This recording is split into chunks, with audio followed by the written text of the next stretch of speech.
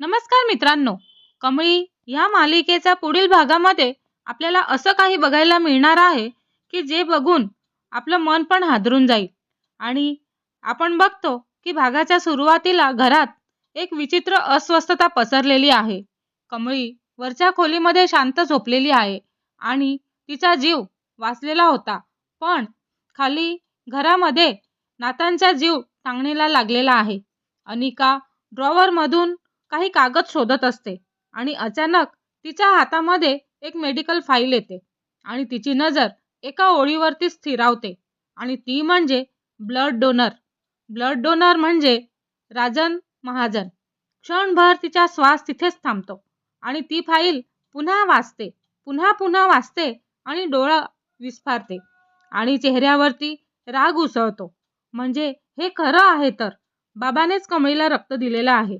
ती स्वतःशीच कुजबुजते आणि बाबानेच कमळीसाठी रक्त दिलं आणि ती फाईल हातात घेऊन थेट ती राजन समोर हॉलमध्ये येते. राजन सोफ्यावरती बसलेला असतो आणि डोक्यावरती हात ठेवून काहीतरी विचार करत असतो. तेवढ्यातच अनिका तिथे येते आणि जोरात फाईल टेबलावरती आपटते आणि हे काय आहे बाबा, हे काय आहे? तेव्हा राजन मान वर करून पाहतो आणि एक क्षण थांब आणि शांत असं बोलतो. आणि तुला माहित आहे का, तू थंडपणे म्हणतो तरीही विचारतेस का? आणि अनिकाचा आवाज वरती चढतो. हो, मी विचारते. तेवढ्यातच राजन उभा राहतो आणि बोलतो की काय काय बोलतेस तू? तेवढ्यातच अनिका म्हणते की मला ऐकायचं आहे तुझ्या तोंडून. ती जोरात ओरडते, बाबा तुम्ही कमळीसाठी रक्त दिलत का? राजन उठतो आणि त्याचा आवाज संयमित पण ठाम असतो आणि तो म्हणतो, हो मी दिलं रक्त, कारण ती मरत होती. अनिका उपहासाने हसते आणि म्हणते, मरत होती आणि तुम्ही तिच्यासाठी तुमचं रक्त द्यायचं ठरवलं? ती पुढे येते आणि मी कोण आहे मग बाबा, मी कोण आहे? तुमची मुलगी नाही का मी? माझ्यासाठी कधी असा निर्णय घेतला आहे का? तेव्हा राजनचा संयम सुटू लागतो आणि तो म्हणतो की हा प्रश्न नाही अनिका, हा जीव वाचवण्याचा प्रश्न होता. अनिका हात झटकते आणि म्हणते, नाही बाबा, तसं नाहीये, हा माझा अपमानाचा प्रश्न आहे. मी संतापून म्हणते, लोक काय बोलतील?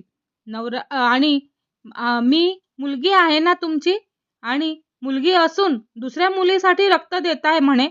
तर राजन पहिल्यांदाच जोरात बोलतो आणि म्हणतो, लोक? आणि लोक तेव्हाही बोलत होते जेव्हा तू गप्प बसली होतीस आणि एक निरपराध मुलगी रक्तस्रावात बुडत होती. अनिका धबकते आणि म्हणते, मी जबाबदार नाही त्या सगळ्याला बाबा. राजन तिच्याकडे रोखून पाहतो आणि म्हणतो, नाहीस, तू कशी जबाबदार नाही? मग दोष कोणाचा होता? तू, कामिनी, तुमचे खेळ आहेत ना हे? हे सगळं मी विसरू? आणि कसं विसरू? अनिकाचे डोळे लाल होतात आणि तू माझ्यावरती संशय घेतोयस का बाबा? तेव्हा राजन शांत पण कठोर आवाजात म्हणत असतो, संशय नाही अनिका, आता मला खात्री पटलीये. आणि ते ऐकताच ती हादरून जाते.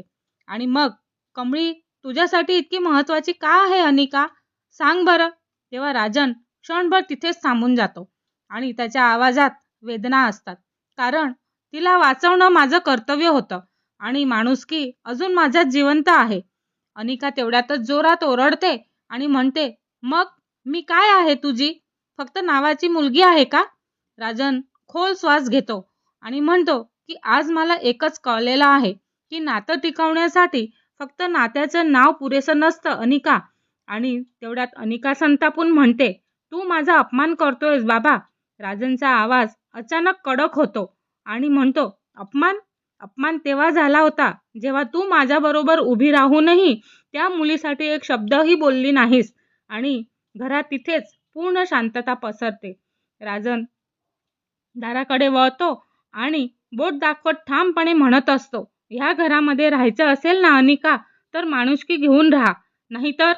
हे बोलताच ते अपूर्ण वाक्य पूर्ण करत नाही आणि तो वाक्य पूर्ण करत नाही आणि दार स्वतःच उत्तर देतं. अनिकाचे डोळे पाणावतात, पण त्या अश्रूंमध्ये पश्चाताप कुठेच दिसत नसतो.